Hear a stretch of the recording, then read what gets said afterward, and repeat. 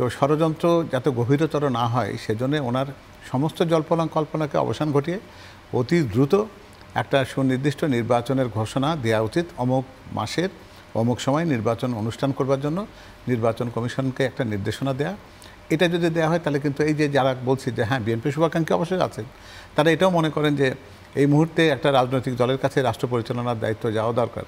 সেই কারণে তারাও জানেন যে যদি একটা সুষ্ঠু নির্বাচন হয় বিএনপি ছাড়া দ্বিতীয় কোনো দলের পক্ষে এই মুহূর্তে সরকারে যাওয়ার কোনো সুযোগ নেই।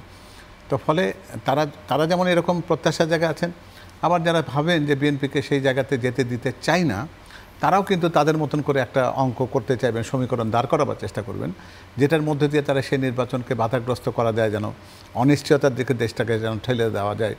এবং সেটা করবার জন্য যে অতীতে যে সমস্ত কার্ডগুলো আমরা দেখেছি, কোনো সময় আমরা জঙ্গি কার্ড দেখেছি, কোনো সময় আমরা জুজুর ভয়ের কারণ দেখেছি, এরকম বিভিন্ন রকম কারণ দেখিয়ে যখন আমরা গণতন্ত্রকে নির্বাসনে পাঠাবার কাজ করেছিলাম, তো ফলে যারাই কাজ করছেন তারা আমার মনে হয় যে নিজের নাক কেটে অন্যের যাত্রা ভঙ্গ করার কাজটা করছেন। এখন দিন শেষে দেশে যদি গণতন্ত্র প্রতিষ্ঠিত না হয় তাহলে কোনো রাজনৈতিক দলের জন্য সেটা শুভকর হবে না।